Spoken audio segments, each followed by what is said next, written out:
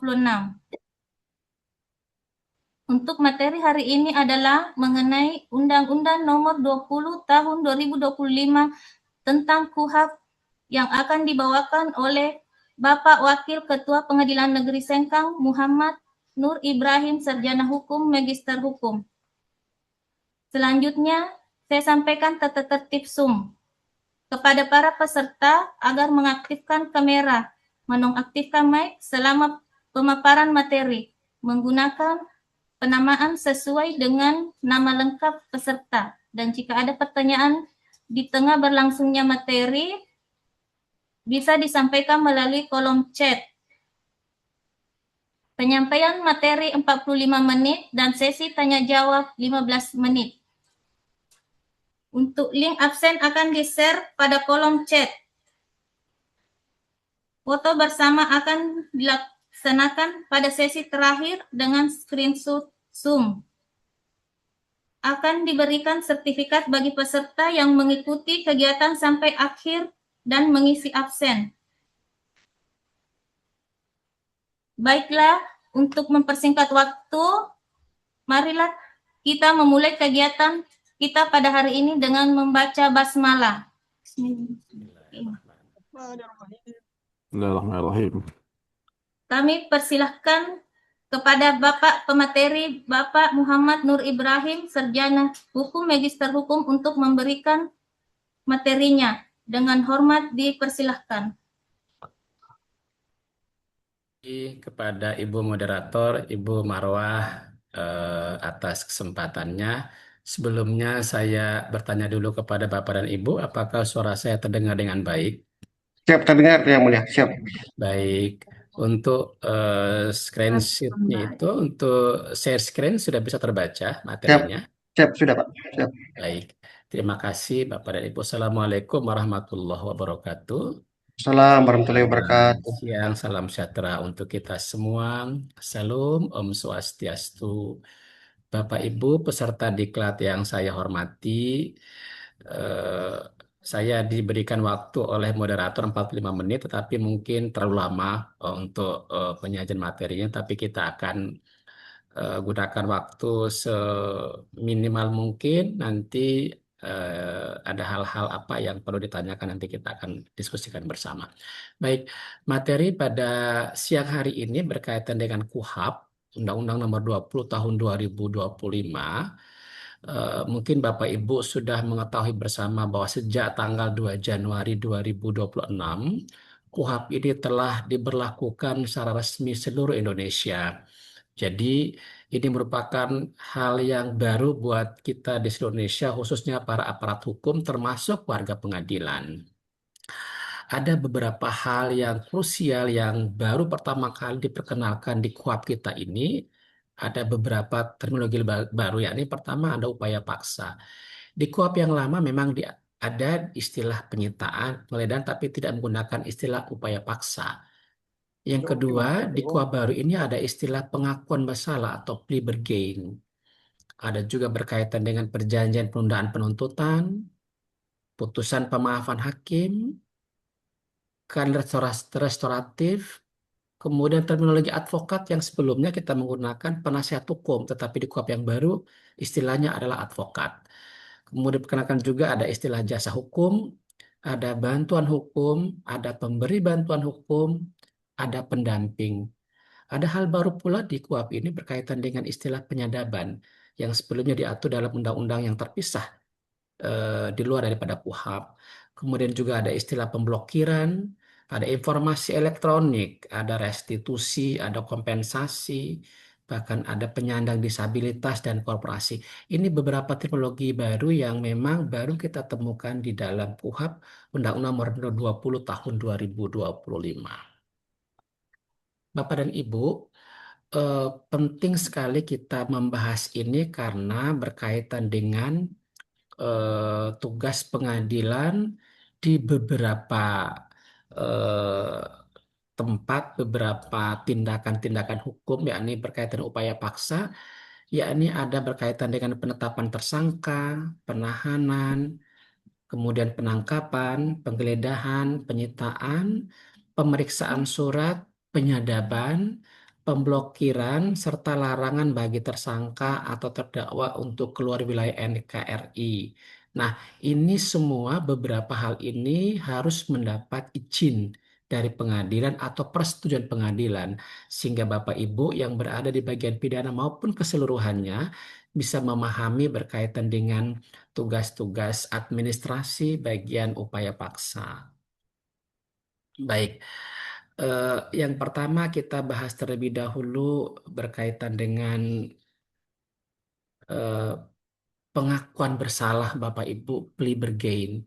Nah, eh, hal ini merupakan hal yang baru sekali di pengadilan dalam hal ini di hukum Indonesia kita. Plea bargain itu diatur dalam pasal 78 KUHP adalah mekanisme hukum bagi terdakwa untuk mengakui kesalahannya dalam suatu tindak pidana dan kooperatif dalam pemeriksaan dengan menyampaikan bukti yang mendukung pengakuannya dengan imbalan keringanan hukuman.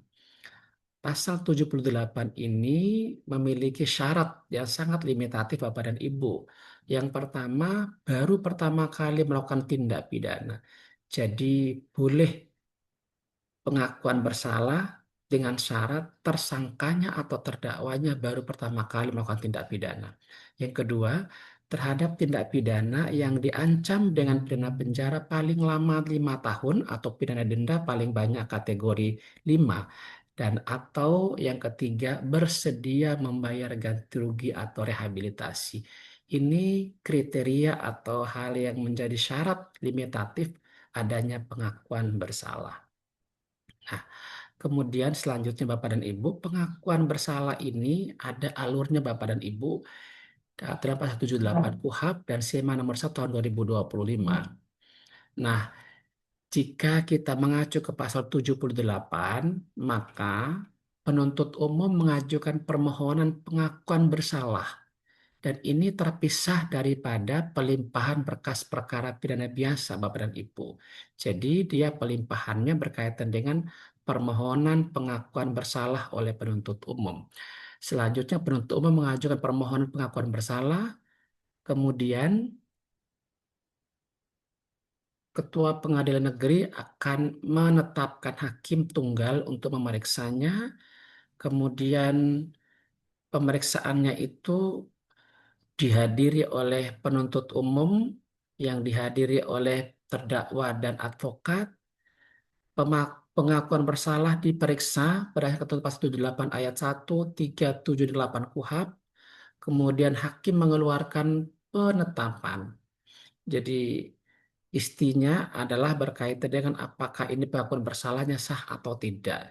Dalam waktu 7 hari hakim harus membuatkan penetapan atas pengakuan tersebut. Nah, jika dalam pemeriksaannya hakim menyatakan bahwa pengakuan bersalah itu memenuhi persyarat, maka memenuhi syarat akan menjatuhkan atau mengeluarkan penetapan, yakni menerima pengakuan bersalah dari terdakwa, memerintahkan penuntut umum untuk melimpahkan perkara dengan acara singkat. Nah, itu nanti baru dilimpahkannya ke bagian pidana kita dengan acara singkat.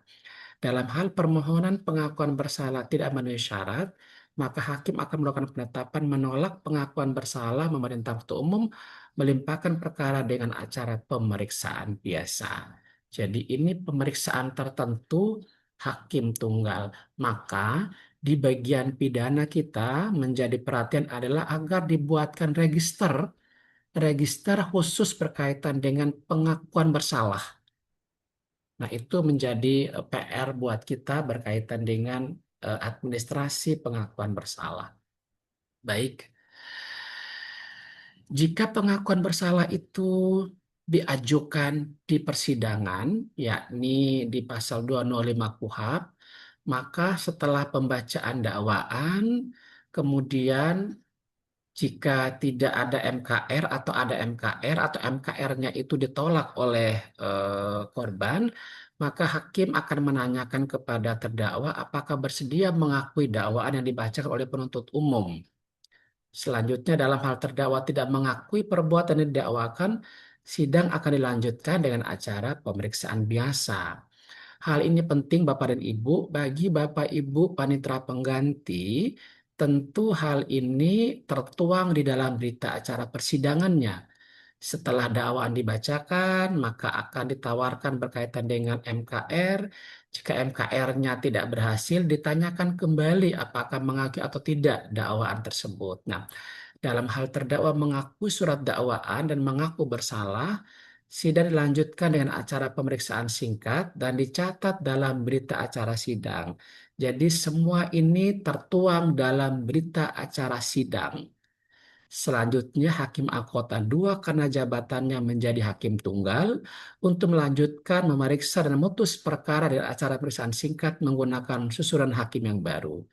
Tentu dalam berita acara sidangnya itu yang tadinya majelis hakim berdasarkan fakta atau keadaan di persidangan tersebut, maka berita acaranya akan tertuang karena adanya pengakuan bersalah, maka Hakim Awkata 2 akan menjadi hakim, akan memeriksa perkara ini sampai dengan putusan.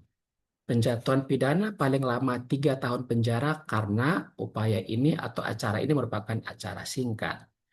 Baik Bapak dan Ibu, kita lanjut. Ada lagi pengakuan bersalah di pasal 234. Yang tadi itu pasal 78 dan pasal 205 itu ancaman pidana paling lama 5 tahun. Nah, sedangkan pasal 234 secara khusus lagi, khusus untuk ancaman pidana di atas 5 tahun sampai dengan 7 tahun. Nah, yang berbedanya adalah di pengakuan bersalah pasal 234 setelah dibacakan dakwaannya, kemudian jika terdakwa mengakui dakwaan dan mengakui kesalahannya, maka hakim memerintahkan kepada terdakwa dan penuntut umum untuk menandatangani berita acara pengakuan bersalah. Persoalannya adalah apakah penuntut umum bersedia atau tidak mengakui tersebut. Pertama. Yang kedua, jika memang ditandatangani pengakuan bersalah oleh terdakwa maupun penuntut umum, apakah penuntut umum mengusulkan tidak untuk mengalihkan pemeriksaannya dari acara biasa menjadi acara singkat. Nah, kemarin kami mendapatkan sebuah kasus yang kami tangani bahwa terdakwanya mengakui, tetapi karena ada alasan-alasan tertentu dari penuntut umum sehingga tidak bisa tanda tangan di berita acara pengakuan bersalah dan tidak dapat mengusulkan pengalihan pemeriksaan perkara di acara biasa menjadi acara singkat. Inilah beberapa kendala penerapan pasal 234 karena penuntut umum itu secara hierarki atau komando harus mendapat persetujuan atasannya sehingga ini jadi kesulitan pelaksanaan penerapan pengakuan bersalah di pasal 234. Nah, seandainya juga pada saat itu adanya penandatanganan BA pengakuan bersalah antara terdakwa dan penuntut umum, kemudian penuntut umum mengusulkan pengalihan pemeriksaan dari acara biasa ke acara singkat, maka secara otomatis di persidangan akan dicatat bahwa Hakim Alkota 2 dalam jabatan yang menjadi hakim tunggal yang akan memeriksa perkara ini sampai dengan putusan terakhir. Yang menjadi perbedaan adalah di dalam pasal 234 ini penjatuhan pidana tidak boleh melebihi 2/3 dari ancaman pidana yang didakwakan. Kalau tadi adalah tidak boleh melebihi 3 tahun untuk pasal 205 KUHP karena ancamannya di bawah 5 tahun atau sampai dengan 5 tahun. Baik, Bapak dan Ibu, selanjutnya ada hal berkaitan dengan upaya paksa, ada penggeledahan dan penyitaan, dan ini sangat berkaitan erat dengan bagian pidana kita. Yang menjadi persyaratan situ adalah penggeledahan harus diuraikan tentang, jadi di dalam permohonan izin penggeledahan, Bapak Ibu yang di bagian pidana menjadi bahan perhatian, jadi harus dicantumkan lokasi yang akan digeledah. Yang kemudian yang kedua, dasar atau fakta yang dipercaya bahwa dalam lokasi tersebut terdapat barang bukti yang terkait tindak pidana. Jadi Bapak dan Ibu di bagian pidana, tolong perhatikan betul berkaitan dengan permohonan dari penyidik berkaitan dengan geledah tersebut. Jika tidak dicantumkan lokasi geledah, agar segera kita sampaikan, dikembalikan permohonannya supaya mereka diperbaiki. Jika dalam keadaan mendesak, penyidik dapat melakukan penggeledahan tanpa izin KPN. Namun dalam waktu 2 kali 24 jam harus meminta persetujuan ke KPN setelah penggeledahan. Prakteknya selama ini betul sudah memenuhi persyaratan adalah 2 kali 24 jam, bukan hari. KUHP yang lalu adalah 3 hari, sedangkan KUHP sekarang untuk penggeledahan adalah jam. 2 kali 24 jam setelah penggeledahan harus minta persetujuan kepada KPN. Selanjutnya dalam waktu 2 kali 24 jam, KPN dapat mengeluarkan penetapan yang isinya persetujuan atau penolakan penggeledahan. Jika penolakan itu diberikan oleh KPN harus dilandasi atau disertai dengan alasan yang kuat. Jadi ini yang perlu menjadi perhatian di bagian pidana kita. Selanjutnya bagian penyitaan Bapak dan Ibu hampir sama di pasal 119 KUHP yang baru ini juga.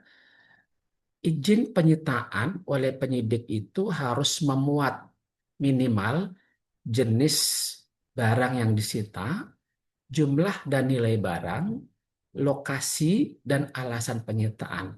Jadi pastikan Bapak Ibu di dalam permohonan penyitaannya, izin penyitaannya memuat 4 item ini. Jika tidak memenuhi itu, Bapak Ibu boleh mengembalikan dokumen kepada pihak penyidik untuk diperbaiki. Dalam waktu 2 hari terhitung sejak permohonan diajukan, jika memang eh, kelengkapannya semua sudah terpenuhi, maka wajib mengeluarkan penetapan penolakan atau persetujuan oleh KPN. Jika tidak setuju, maka atau ditolak, maka harus diberikan alasan-alasan penolakan tersebut. Dan ini kemarin juga pernah kami lakukan terhadap izin dari Polda berkaitan dengan permintaan izin beberapa barang bukti, dan setelah kami teliti ternyata dalam permohonannya tidak menguraikan lokasi dan alasan penyitaan, sehingga kami terbitkan penetapan penolakan izin penyitaan tersebut. Nah, dalam keadaan mendesak, penyidik dapat melakukan penyitaan tanpa izin KPN. Namun dalam waktu paling lama 5 hari kerja, penyidik wajib meminta persetujuan penyitaan ke KPN. KPN dalam waktu 2 hari kerja terhitung sejak penyidik meminta persetujuan, wajib mengeluarkan penetapan persetujuan atau penolakannya. Dan jika ditolak, maka disertai alasan di dalam penetapan tersebut. Baik, Bapak dan Ibu, kita lanjutkan. Ini hal baru juga di pemblokiran. Nah, ini menjadi perhatian Bapak Ibu khusus di bagian pidana, kita harus memiliki register pemblokiran dan saat ini memang kita tidak punya, oleh karena itu menjadi perhatian untuk dipersiapkan register pemblokiran karena pemblokiran ini harus mendapat izin daripada KPN.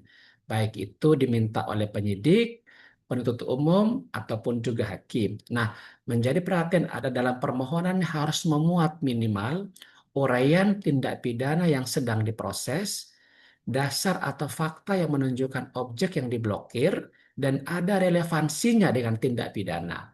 Khawatir yang diblokir itu bukan merupakan tidak ada kaitannya, tidak relevansinya dengan tindak pidana yang diperiksa atau yang disidik. Yang ketiga, bentuk dan tujuan daripada pemblokiran ini. Dan ini harus termuat di dalam permohonan pemblokiran oleh penyidik. Pemblokiran ini dilakukan hanya dalam jangka waktu 1 tahun dan dapat diperpanjang 2 kali untuk jangka waktu 6 bulan. Nah, penyidik atau penuntut umum dapat pula melakukan pemblokiran tanpa izin kepada KPN, tetapi dalam waktu 2 kali 24 jam wajib meminta persetujuan ke KPN untuk diterbitkan persetujuan pemblokirannya. Baik Ibu, Bapak Ibu yang di bagian pidana mohon diperhatikan juga berkaitan dengan register pemblokiran agar menjadi bahan kelengkapan dokumen kita di dalam berkas atau register perkara di pengadilan negeri khususnya di bagian pidana. Baik Bapak Ibu, ada hal yang baru juga di KUHP kita berkaitan dengan MKR, mekanisme keadilan restoratif, diatur dalam pasal 79 dan ini sudah ada beberapa di PN Sengkang yang sudah kita terbitkan, di mana mekanisme atau MKR ini Bapak Ibu mohon perhatikan di bagian pidana juga ini berkaitan dengan pemulihan dalam keadaan semula, yakni berupa pemaafan dari korban dan atau keluarga korban, kemudian adanya pengembalian barang yang diperoleh dari tindak pidana kepada korban, penggantian biaya perawatan media, kami ulangi, dan atau psikologis gitu, kemudian ganti rugi atas kerugian lain yang diderita oleh korban, memperbaiki kerusakan yang ditimbulkan dari akibat tindak pidana, dan membayar ganti rugi yang ditimbulkan. Nah, ini yang menjadi titik fokus nanti berkaitan dengan adanya kesepakatan. Di dalam kesepakatan antara terdakwa dengan korban nanti harus memuat berkaitan dengan apa isi kesepakatan Bapak Ibu, yang pada akhirnya adanya pemulihan keadaan semula. Nah, kita lanjut. Kesepakatan wajib dilaksanakan dalam jangka waktu paling lama 7 hari.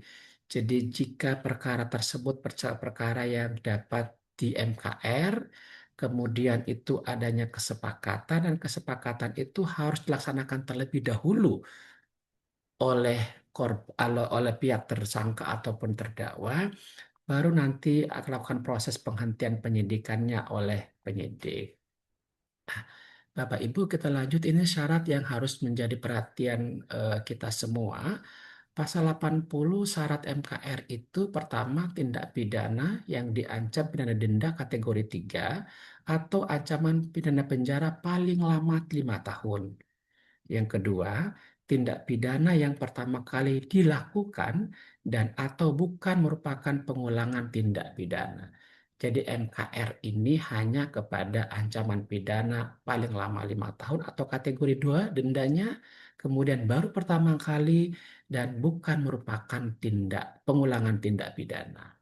Nah, untuk di tingkat penyidikan, Bapak Ibu mohon perhatian juga di bagian pidana kita, agar ngecek kembali checklist kita, harus ada permohonan yang diajukan oleh pelaku tindak pidana, tersangka atau terdakwa atau keluarganya untuk dilakukan MKR, atau juga penawaran dari penyelidik, penyidik, atau PU kepada korban atau tersangka. Jadi tidak ujuk-ujuk tiba-tiba ada terbit yang namanya kesepakatan. Awali dulu dengan adanya permohonan yang diajukan kepada pihak korban atau dari penyidik atau penuntut umum kepada pihak korban untuk lakukan MKR. Jika itu tidak ada, Bapak Ibu yang di bagian pidana mohon diperhatikan kelengkapan dokumen ini. Jika tidak ada, kita akan kembalikan untuk mereka lengkapi. Nah, ada beberapa hal yang pasal 82 yang dikecualikan MKR, ya ini ada beberapa poin, termasuk masalah terorisme, korupsi, kekerasan seksual, ancam pidana penjara 5 tahun atau lebih, bukan kealpaan, kemudian terhadap nyawa, kemudian berkaitan dengan narkotika kecuali pengguna. Nah, ini kemarin yang sudah ada di PM Sengkang berkaitan dengan kealpaan dan juga berkaitan dengan penyalahguna narkotika, dan sudah diterbitkan adanya penetapan penghentian sahnya sebuah penghentian penyidikan berkaitan dengan MKR. Nah, MKR di tahap penyelidikan ada penyidikan, baik Bapak dan Ibu. Eh, yang pertama, surat perintah penghentian penyidikan dimintakan penetapan kepada KPN dalam jangka waktu 3 hari kerja. Bapak Ibu tolong diperhatikan betul, tanggal penghentian penyidikannya adalah setelah dalam waktu 3 hari harus segera dimintakan ke KPN. Jika itu lewat, maka Bapak Ibu sebaiknya sampaikan kembali, karena kalau tidak akan dinyatakan tidak sah penetapan penghentian penyidikan yang karena melewati jangka waktu. Selanjutnya juga penetapan KPN dikeluarkannya dalam waktu juga 3 hari kerja sejak permohonan diterima. Kemudian permohonan penetapan itu dilampiri paling sedikit, Bapak dan Ibu tolong diperhatikan, paling sedikit surat kesepakatan penyelesaian perkara yang ditandatangani oleh tersangka, korban, dan penyidik, surat perintah penghentian penyidikan, dan bukti pelaksanaan isi kesepakatan telah laksanakan seluruhnya. Ini paling minimal Bapak dan Ibu. Nah, kemarin di bagian pidana juga sudah memperbaiki beberapa checklist baru khusus perkara-perkara narkotika, khusus juga berkaitan dengan perkara laka lantas. Dalam hal permohonan tidak memenuhi syarat, KPN menerbitkan penetapan pengembalian berkas perkara Dan dalam hal permohonan itu memenuhi syarat, KPN menerbitkan penetapan menyatakan sah surat ketentuan penghentian penyidikan dan penetapan disampaikan paling lama 3 hari kerja sejak ditetapkan. Untuk MKR tingkat penuntutan juga sama persyaratannya kecuali adanya perintah penghentian penuntutan. Itu hal yang membedakan antara MKR di tingkat penyidikan dan di penuntutan. Baik, Bapak dan Ibu, kita lanjut. Ini upaya hukum biasa yang selama ini kita sudah biasa kita dengar dan sudah biasa kita praktekkan. Ini yang berbeda adalah berkaitan dengan upaya hukum biasa berkaitan dengan perkara banding itu diajukan oleh terdakwa atau advokatnya paling lama 7 hari setelah putusan dijatuhkan. Kemudian jika eh, diajukan oleh penuntut umum, Bapak dan Ibu, maka penuntut umum wajib menyertakan memori banding. Jika diajukan oleh terdakwa, maka terdakwa tidak wajib mengajukan memori banding. Menjadi perhatian pula adalah dalam pasal 288, dalam jangka waktu 14 hari terhitung sejak permohonan banding, panitera mengirimkan salinan putusan PN, berkas perkara, dan surat ke pengadilan tinggi. Nah, beberapa hari kemarin Pak WakapT selalu menginformasikan agar menerapkan pasal 288 KUHP ini. Baik, tadi ini berkaitan dengan memori banding sudah disampaikan. Nah, ada lagi hal yang baru di KUHP kita berkaitan dengan putusan pemaafan hakim. Nah, ada syarat limitatif dapat dijatuhkan pemaafan hakim, yakni berkaitan dengan ringannya perbuatan, keadaan pribadi pelaku, dan atau keadaan pada saat dan setelah terjadinya tindak pidana, sebagaimana dalam pasal 246 KUHP. Baik, ada juga berkaitan upaya hukum kasasi kita. Ini ada beberapa penambahan yang dahulu di KUHP yang lama kita tidak diatur berkaitan dengan kasasi yang tidak dapat diajukan. Ini ada putusan bebas, 2 putusan berupa pemaafan hakim, yang ketiga putusan berupa tindakan, putusan terhadap tindak pidana yang diancam dengan pidana penjara tidak lebih 5 tahun atau pidana denda kategori 5. Kemudian putusan yang telah diperiksa dengan acara pemeriksaan singkat pasal 299. Yang menjadi hal baru buat kita adalah dahulu permohonan kasasi itu diajukan dalam waktu paling lama 14 hari sejak putusan diberitahukan kepada para pihak atau kepada pihak terdakwa atau penuntut umum. Sedangkan dalam pasal 300 itu 14 hari sejak putusan pengadilan yang dimintakan kasasi dibacakan dalam sidang yang terbuka untuk umum. Ini menjadi perhatian buat kita khususnya kepada para jurus kita yang akan memberitahukan putusan banding. Jadi, jika sudah diterima putusan bandingnya melalui SIPP, agar segera disampaikan secara e-court maupun melalui SIPP kepada penuntut umum maupun kepada terdakwa. Baik, kita lanjut. Ini upaya hukum atas putusan lepas dapat diajukan terhadap putusan lepas dapat diajukan upaya hukum banding dan kasasi secara berjenjang. Selanjutnya, banding terhadap putusan lepas berdasarkan ketentuan pasal 244 ayat 5 KUHP. Kasasi terhadap putusan lepas berdasarkan ketentuan pasal 299 ayat 2 KUHP karena tidak termasuk putusan yang dilarang untuk diajukan upaya hukum kasasi. Ini ada juga materi di SEMA 1 tahun 2026. Baik, Bapak dan Ibu, ini buat Bapak Ibu di panitera pengganti, biasanya itu di berita acara sidang. Setelah sidang diputus itu, hakim akan menyampaikan hak-hak daripada terdakwa. Kadang Bapak Ibu panitera pengganti itu tidak memuat sampai dengan 5 poin ini. Mohon menjadi perhatian, selama ini kita hanya memuat 4 poin biasanya. Mohon agar disampaikan juga hak untuk mengajukan gerasi.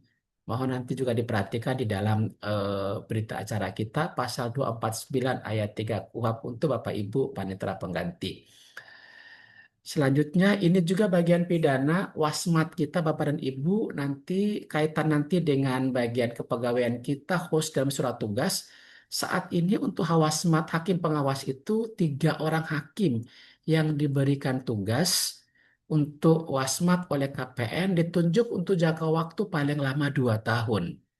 Nah, menjadi perhatian pula ada dalam wasmat itu harus melibatkan juga penyidik, advokat, PK Bapas, korban tidak pidana, kementerian menyelenggarakan pemerintah di bidang keuangan jika memang berkaitan dengan kuasa penilai ataupun adanya perampasan barang. Ini perlu dilibatkan selama ini hanya hakim wasmat saja dengan panitera pengganti ataupun bagian pidana. Tapi saat ini tahun 2026 wasmat kita itu melibatkan pihak-pihak eksternal. Saya pikir itu saja penyampaian saya. Terima kasih kepada Bapak dan Ibu atas perhatiannya. Saya kembalikan kepada moderator. Terima kasih. Assalamualaikum warahmatullahi wabarakatuh. Silakan moderator untuk. Demikianlah materi yang dibawakan oleh Bapak Wakil Ketua Pengadilan Negeri Sengkang. Selanjutnya, memasuki sesi tanya jawab. Kami persilahkan kepada peserta yang ingin mengajukan pertanyaan. Silahkan Bapak Ibu untuk mengaktifkan mic mengajukan pertanyaan. Iya. Siap, saya buka, Pak.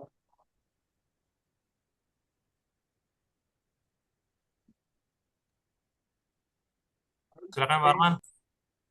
Ya, terima kasih banyak Ibu Moderator atas kesempatan yang diberikan. Yang terhormat Yang Mulia Bapak Wakil Ketua Pengadilan, para hadirin yang hadir dalam acara kegiatan pada sore hari ini. Izin Pak, yang ingin saya tanyakan itu yang mengenai di pasal 82 KUHP mengenai perkara-perkara yang tidak dapat dilakukan MKR eh, di eh, di mana ada terdapat bahwa tindak pidana narkotika yang dikecualikan itu yang berstatus sebagai pengguna. Izin Pak, ini status pengguna ini yang berwenang untuk menentukan bahwa yang bersangkutan berstatus pengguna apakah pada tahap penyidikan bahwa dia adalah pengguna atau penuntutan atau nanti setelah adanya putusan pengadilan yang menetapkan bahwa yang bersangkutan adalah pengguna sehingga dapat dilakukan MKR. Terus izin Pak untuk pertanyaan saya yang kedua, eh, eh, kan pada saat ini kita akan menghadapi libur panjang. Jadi anggaplah misalnya perkara putus 2 hari sebelum libur. Dan setelah dalam jangka waktu putus putus tersebut, setelah putus 2 hari setelah itu libur panjang, dan apakah dimungkinkan terdakwa melakukan banding pada saat hari libur tersebut? Apakah berdasarkan hari kerja atau hari kalender untuk melakukan upaya hukum? Saya kira demikian mungkin Pak. Wabillahi taufiq wal hidayah. Assalamualaikum warahmatullahi wabarakatuh. Waalaikumsalam warahmatullahi wabarakatuh. Masih ada yang lain? Ibu moderator masih ada?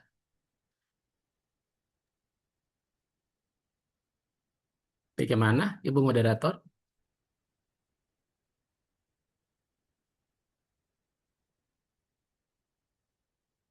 Bagaimana? Masih ada Ibu moderator yang lain? Ada pertanyaan?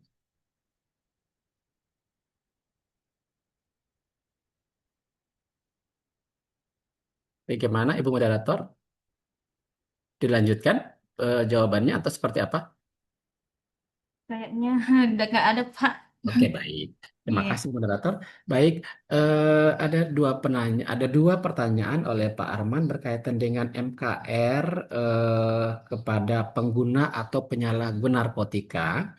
Kemudian yang kedua, upaya hukum banding yang diajukan oleh terdakwa di persidangan. Apakah ini hari kerja atau hari kalender, begitu. Oke.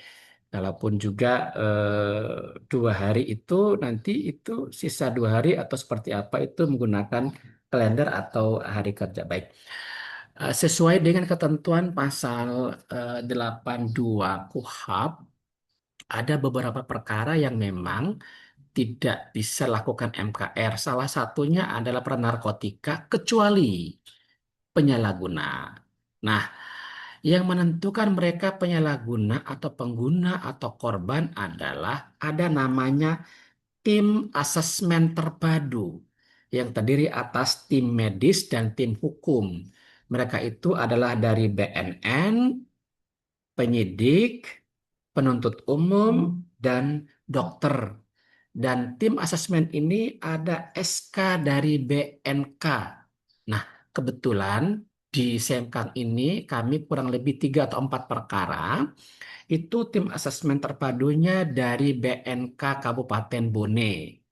Nah, di situ kami minta persyaratannya adalah pertama berkaitan dengan berita acara asesmen terpadu, kemudian rekomendasi asesmennya, kemudian ada kesepakatan antara pihak penyalahguna dengan penyidik. Kemudian kami juga mintakan berkaitan dengan bukti pelaksanaan kesepakatan itu. Apakah klien ini sudah diserahkan ke pihak BNK untuk direhab sesuai dengan kesepakatan atau tidak. Nah, bahkan ini kekhawatiran kita adalah khawatir kita hanya tukang stempel, maka ke depan kita lebih memperkuat perlu juga kepada pihak penyidik ini agar melampirkan tidak hanya bukti penyerahan klien kepada BNK, tetapi pelaksanaan seperti apa. Apakah yang bersangkutan pada hari itu sudah diberikan pengobatan atau tidak oleh pihak BNK. Jadi harus ada terlebih dahulu.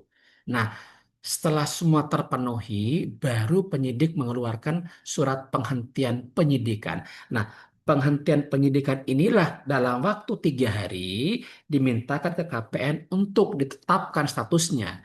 Apakah ini sah atau tidak penghentian penyidikannya. Jadi, yang menentukan mereka pengguna dan tidak terlibat dalam jaringan narkotika adalah tim asesmen terpadu. Itu Pak Arman. Baik, berkaitan dengan upaya hukum banding itu dapat diajukan oleh terdakwa di muka persidangan. Dan itu silakan disampaikan saja harinya adalah hari kalender Pak, bukan hari kerja. Ya, jadi semua hari di apa tentang upaya hukum itu adalah hari kalender, bukan hari kerja. Tadi kecuali Pak berkaitan dengan penyitaan, penggeledahan beberapa ada persetujuan itu adalah hari kerja itu. Bahkan tadi penggeledahan itu bukan hari Pak, jam. 2 kali 24 jam persetujuan kepada KPN. Itu yang menjadi perhatian Bapak Ibu. Saya kira begitu, saya kembalikan kepada moderator. Ada yang mau bertanya lagi, Pak? Silakan Pak Panitra. Terima kasih, Pak, yang terkait dengan wasmat, Pak. Nah, itu terkait dengan wasmat, setelah Bapak menjelaskan tentang kriterianya atau mekanisme itu, kalau tidak salah 2 tahun lalu ada diikut sertakan penyidik dan secara surat kami pasti akan mengundang. Kalau dulu kan tidak, Pak. Dan itu juga kami berdasarkan DIPA di 03, di mana kan ada anggarannya itu, Pak.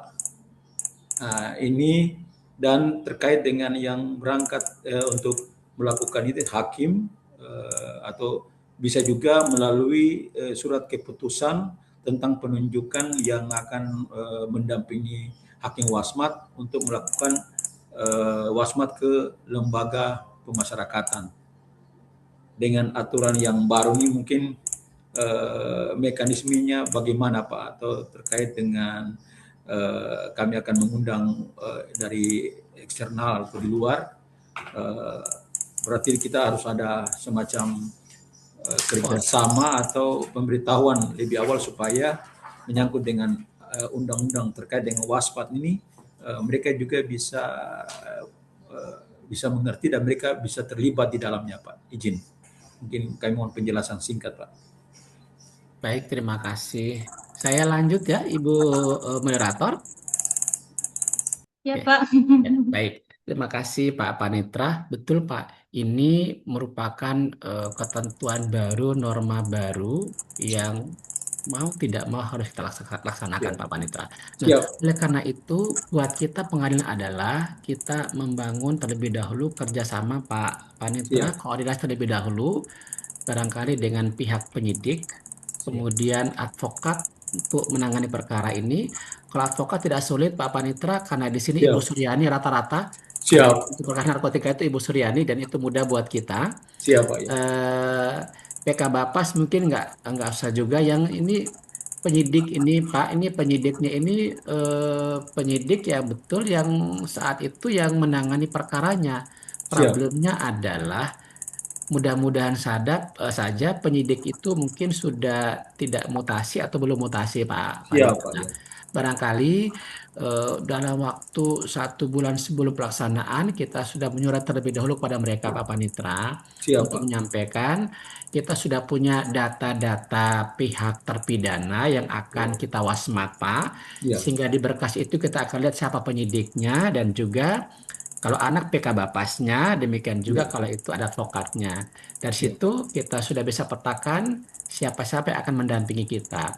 Mengenai biaya, karena ini kan masing-masing lintas lembaga, instansi, kemungkinan ini saya prediksikan barangkali ini masing-masing dibiayai oleh Masing-masing masing-masing Pak. lembaga, Pak. Iya, Karena siap. ini kan perintah KUHP, Pak, bukan hanya tugasnya kita, begitu, Pak. Terima kasih, Pak ya. Tapi barangkali ini harus menjadi komunikasi terlebih dahulu kepada pihak penyidik Siap. maupun yang lain ini Pak Panitra. Siap, siap, Pak ya. Itu saat ini. Saya kira begitu. Terima kasih. Saya kembali kepada Ibu Moderator.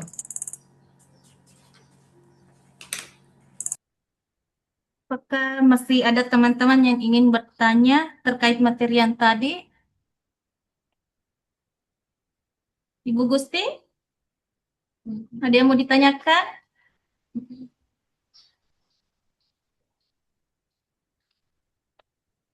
Siap, Seandainya, izin, gimana? siap, izin Pak. Ini saya diskusi sama Mas Ridho masih belum ada yang kami ingin tanyakan Pak mengenai upaya hukum. Misalnya Pak, anggapnya misalnya putusan perkaranya putus pada hari ini Pak. Terus besoknya sampai hari ketujuhnya itu batas akhir upaya hukumnya itu adalah hari libur atau cuti bersama. Itu Oke. apakah terhitung waktu upaya hukumnya itu atau bagaimana Pak? Jangan sampai misalnya setelah libur itu waktu Oke. upaya hukumnya sudah lewat. Ini dalam Iya. rangka ini Pak ada libur panjang. Sekali demikian Pak. Wabillahi taufiq wal hidayah. Assalamualaikum warahmatullahi wabarakatuh. Baik, Pak. Jika hari ketujuh itu jatuh pada hari libur, maka tetap diajukan kepada hari berikutnya, Pak. Jadi dia tetap diajukan di hari berikutnya, Pak. Oke, bisa gitu, Pak ya. Jadi jadi seandainya hari Minggu itu jatuh harinya, dia masih punya hak lagi mengajukan, Pak. Begitu untuk hari berikutnya untuk menyatakan begitu. Siapa izin kalau misalnya Pak pada hari ke-8 atau hari ke-9 ternyata masih cuti bersama belum masuk kantor tuh gimana Pak? Apakah Dia masih punya hak, ya. oh, siap. Dia masih punya hak itu. Dia masih punya hak, Pak, gitu. Oh, siap. Ya, begitu, Pak ya. Siap, siap Dia Pak. masih Siap. punya hak begitu, Pak. Karena itu dia harus datang ke pengadilan mengajukan upaya hukum banding, begitu. Oh, siap. Nah, Siap. oleh karena itu dengan adanya ikotnya sekarang sudah tidak membatasi lagi Bapak dan Ibu. Justru dia bisa mengajukan secara ikot Oh, siap. upaya bandingnya begitu selama ini begitu ya. Tetapi jika secara manual maka harinya adalah kalau libur maka hari yang terakhir Oh, jatuh siap. hari itu maka besoknya masuk dia masih punya hak mengajukan begitu. Oh, siap. Oke, Siap. sudah bisa dimengerti. Baik, Siap. Bapak. Nah, jika tidak ada, saya hanya minta mohon perhatian kepada teman-teman di bagian pidana agar lebih memperhatikan beberapa register memang tadi yang belum ada. Salah satunya ada berkaitan dengan pengakuan bersalah atau plea bargain tadi itu. Meskipun perkara itu belum ada, tapi kita persiapkan registernya. Register pemaafan hakim juga harus disiapkan juga. Pemblokiran Bapak dan Ibu mohon juga diperhatikan. Saya kemarin sempat share soft copy dari Pak WKPT dan saya share ke Mas Irzi untuk barangkali dimodifikasi lagi itu dari Pak Wakapete. Barangkali saya kira cukup.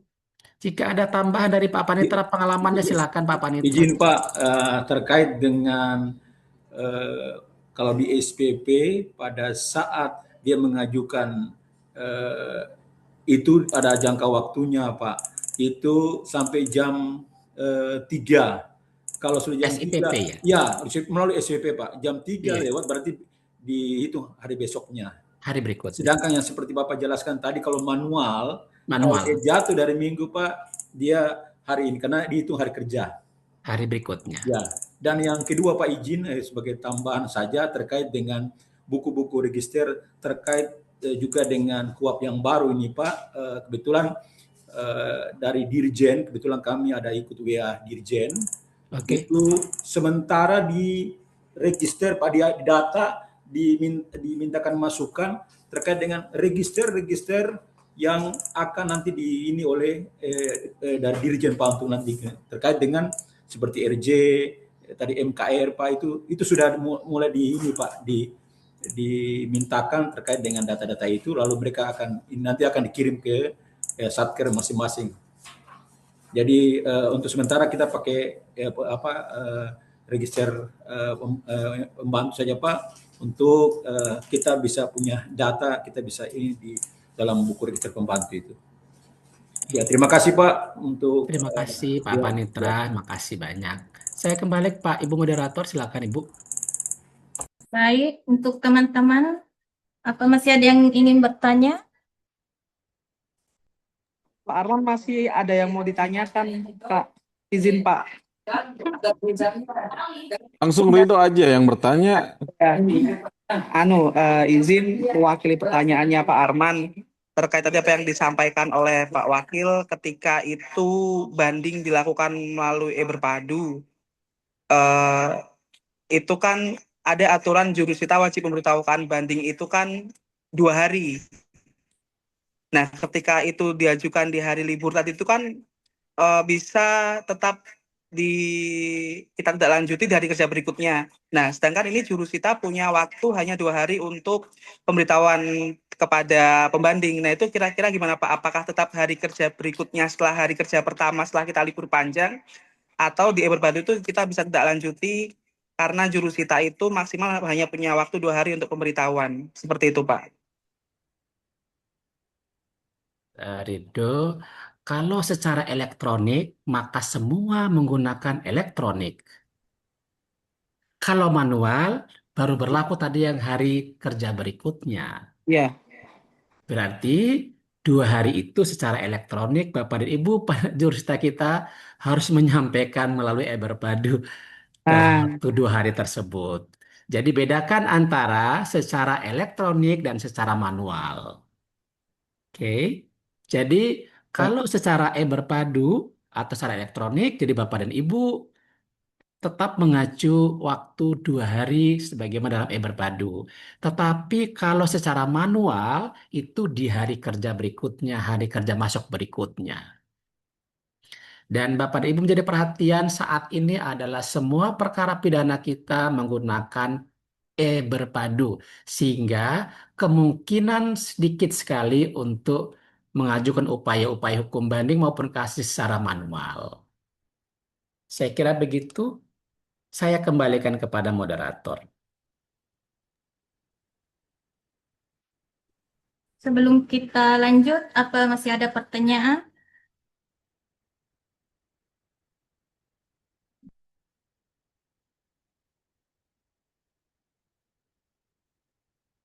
Jika sudah tidak ada pertanyaan lagi, kita lanjut menjawab kuis yang telah disiapkan pemateri melalui kolom chat. Izin moderator, boleh saya pandu sebelum pengisian kuis?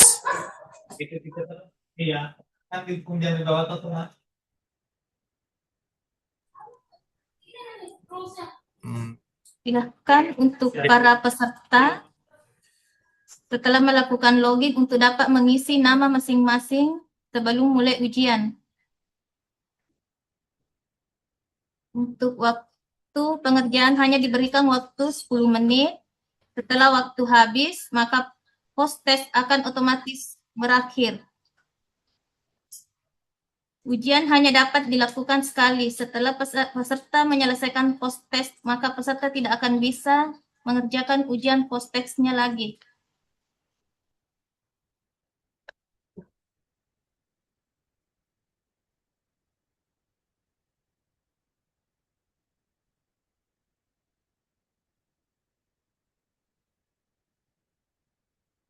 Oke, Bapak Ibu, karena sudah memasuki waktunya post-test, sebelum post-test boleh minta bantuannya Bapak Ibu mengaktifkan kameranya masing-masing untuk dokumentasi sosialisasi kegiatan.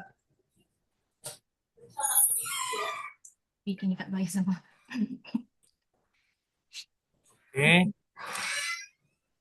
Akan saya bantu hitung dalam hitungan ketiga, saya akan bantu screenshot. Boleh dibantu senyuman terbaiknya. Hitungan ketiga, 2, 3. Oke, terima kasih Bapak Ibu. Silakan untuk melanjutkan pengisian post-test dan jangan lupa untuk mengisi absensi. Terima kasih Bapak Ibu.